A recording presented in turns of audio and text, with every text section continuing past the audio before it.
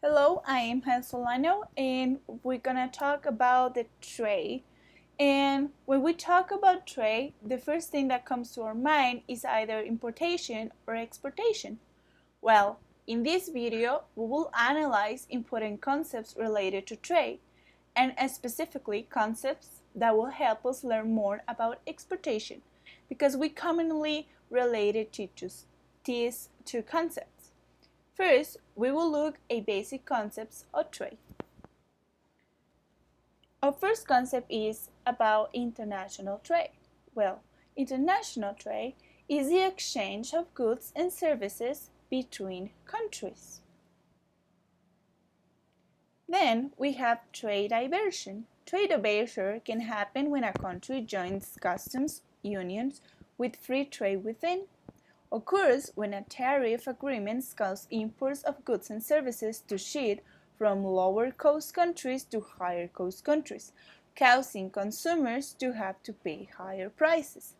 It means, an example of this is when we import a good or a service, and because that good is expensive to get it in our own country or home country, we put a tax on it.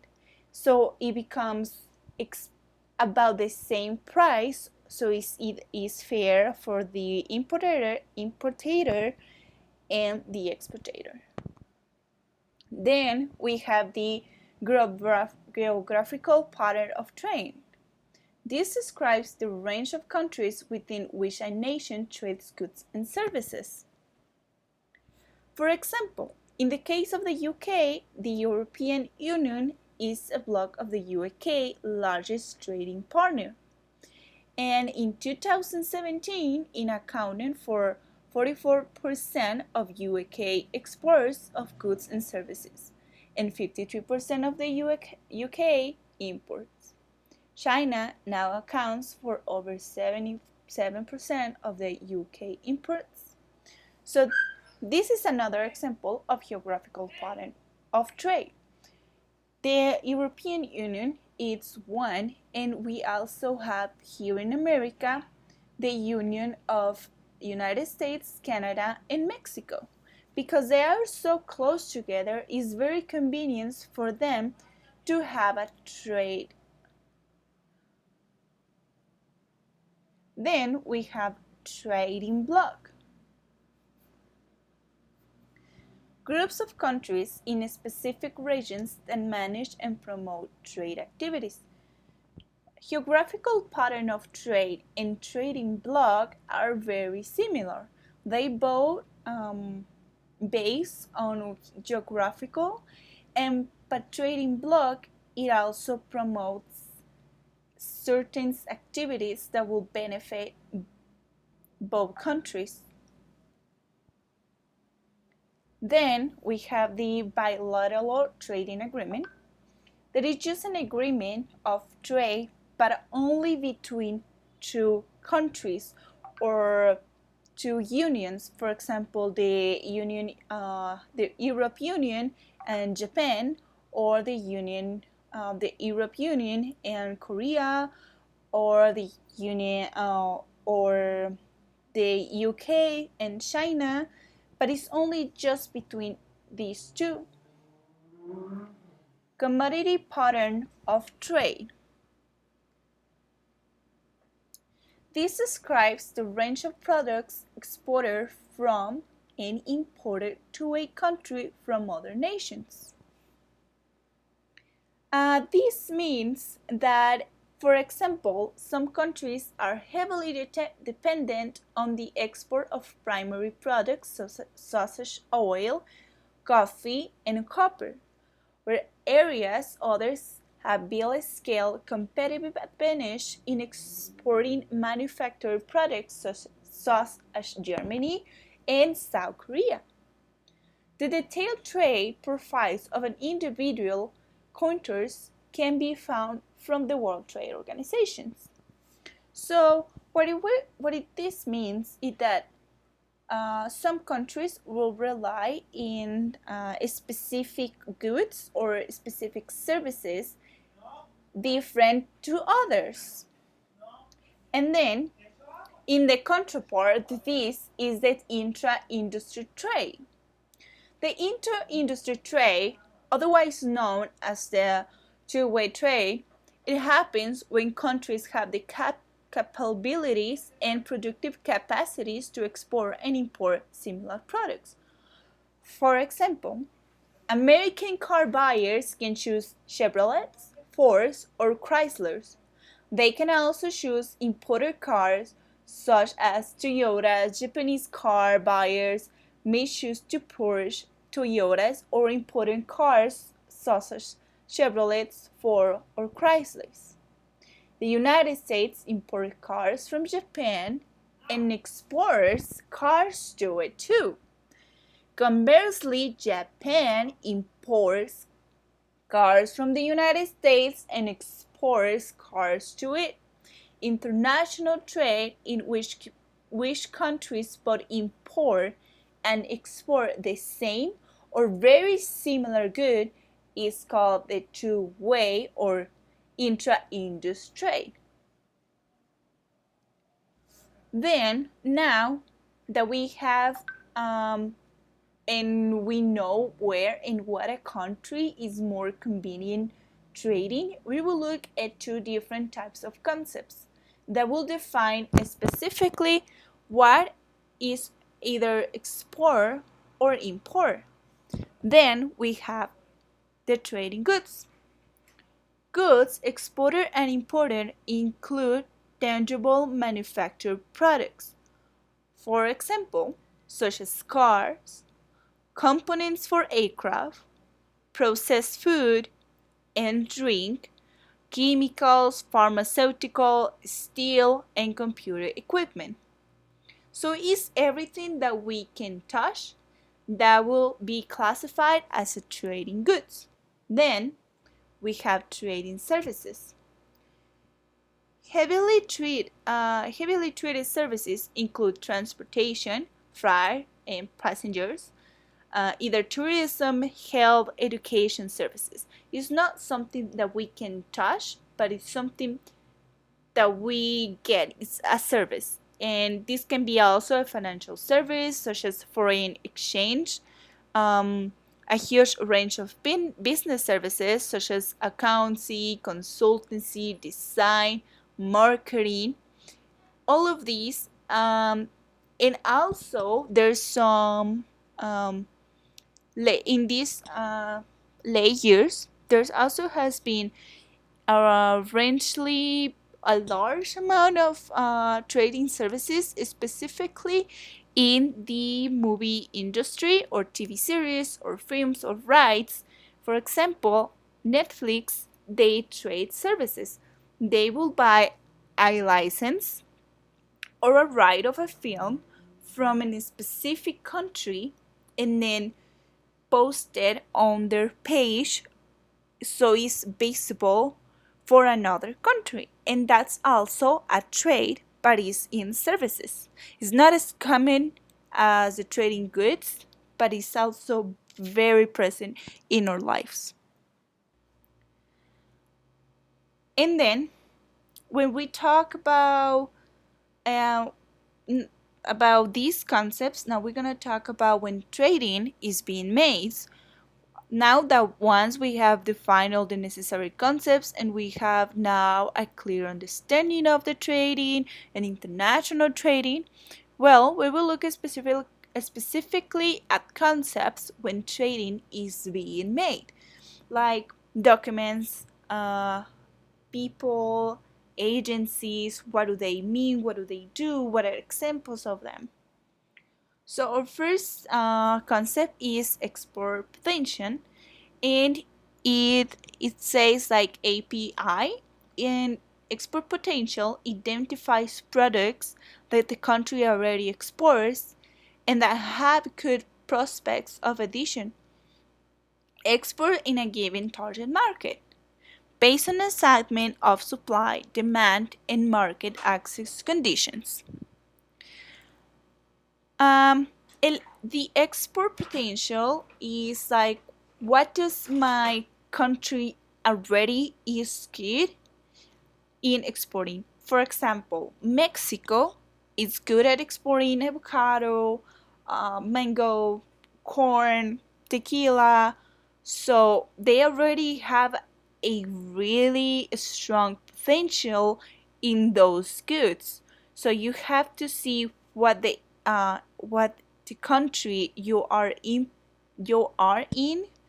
exporting already, so you can it would be easy for you to export that too. And then this is a DIT, and it stands up for Department of International Trade. Well, the Department of International Trade is an institution that just helps you prepare for trade show or overseas market visits or arranging introductions to potential overseas buyers, agents, or distributions. This is just an agency that if you are looking to trade, they will do the regulations, they will like help you to get to a region with other potential buyers. And yeah, so then we have an agent. What's a trade agent? Well, a trade agent is a temperature who connects manufacturers of products to distributors or end users. These people will connect the distributor that you're looking for and connect it with the manufacturer, because sometimes there is not a relationship very strong, or they don't know, so you go through a trade agent, and he will help you find the connection to either your distributor or your manufacturer. Now, what is a distributor? Well, a distributor is an independent person or legal entity that sells goods locally on behalf of a principal. One of the distributors can either be YouTube, iTunes, Facebook, Xbox, any platform that makes already that has the product already, and he helps to distribute and to get to the final consumer. Then we have online trading, which is very important nowadays. And this one stands because it's simply buying and selling assets through brokerage, internet-based proprietary trading platforms. And one examples of these online trading can be stocks, bonds, mutual funds, ETFs, options, future, and currencies that can all be traded online. Also, is online trading is also known as e-trading or self-directed investment. Then we have the license. A trade license is needed by a business in order to legally carry out various activities. It is a legal document that provides legitimacy to a company and gives it the ability to perform certain actions in the country in which the trade license was granted. So it's a legal document. It's just a document that it just gives you legitimacy to the company, and it looks something like this. Franchise, another type of concept that we have to have clear, because there's certain like different types that you can trade, and one of them that it's very common and we all have seen one is franchise, which is a method of distribution of products or services involving a franchisor who establish the brand's trademark or trade name and a business system, and a franchise who pays a royalty and often an initial fee for the right to do business under the franchise names and system. And one example of these will be McDonald's, Starbucks. They are all over the world, and if you want, you can have one. You can say, I'm gonna buy a Starbucks, I wanna have one, or I wanna have a McDonald's, and then you have to pay McDonald's a certain amount of money, so you can use their name, you can use their ingredients, their recipes, and that's how a franchise trade will work. And then we have something that it's very, very direct, and it's called direct sales to retail. Direct sales refer to selling products directly to the consumer in a non-retail environment. Instead, sales occurs at home, work, online, or other non-store locations. So this is very common in platforms nowadays like eBay or Mercado Libre here in Mexico. And because it's not like a physical place, like someone can be selling you something from their house, it's or from, I don't know, any part of it. Doesn't have to be physical, but it can be sold directly to the final consumer, and it doesn't have to have a physical place, basically. These are the examples. eBay is like a perfect example for this. And then we have the other one that is direct business to business sales. Is also called business to business. Is a form of transaction between businesses, such as involving a manufacturer and a wholesaler, and a retailer. Business to business refers to business that is conducted between companies.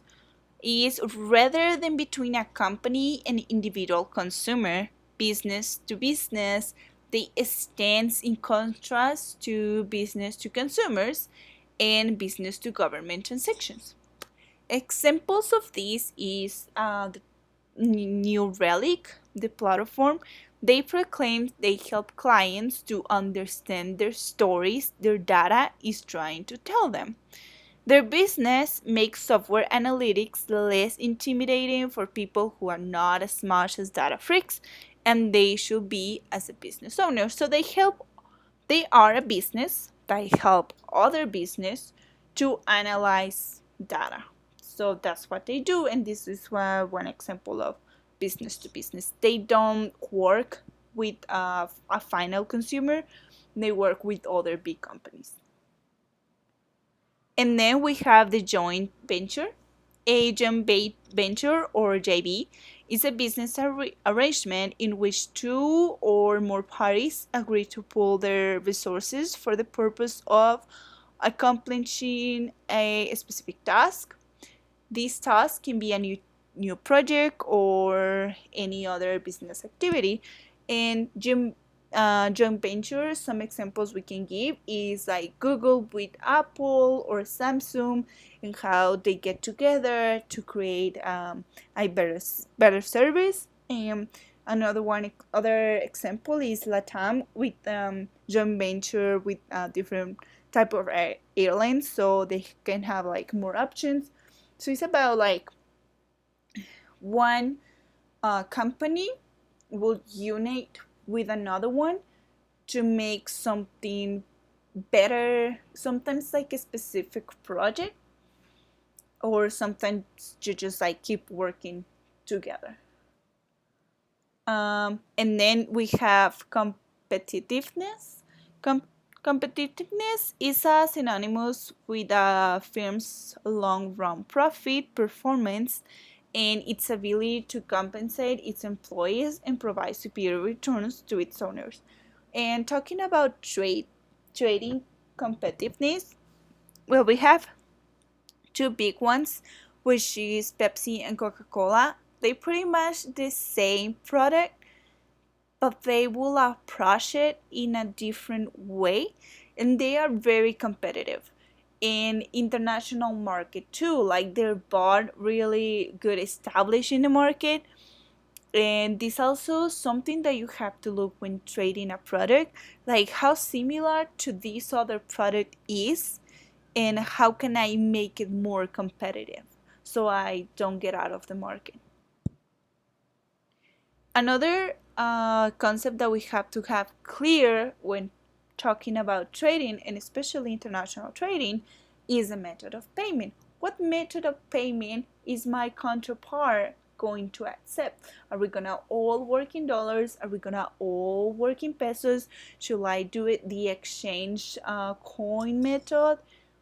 What is it? Well, method of payment is the way that a buyer chooses to compensate the seller of a good or a service that is also acceptable to the seller.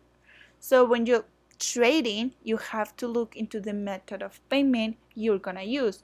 Are we gonna work on dollars? Are we gonna work on pesos? So it is basically that. And then we have intellectual property, a work or intervention that is a result of creativity, such as manuscript or a design, to which one has rights on for which one might apply for a patent, copyright, trademark, etc. So one example of this is the design of Mac or Apple, which is in Apple, and the intellectual property is that nobody can use that unless you ask for their permission, and usually you'll have to pay. And one example of this is that, for example, in the show iCarly, from from this show, instead of paying Apple for use their products, they did a similar one, and it was called Parapod or something like that. And so that's why, because you have to protect your product so nobody else can use it or your design, but only you, and they have to ask for your permission. And then we have when we're trading, we have to deal with this series of concepts that we're gonna talk about. The first one is gonna be regulations.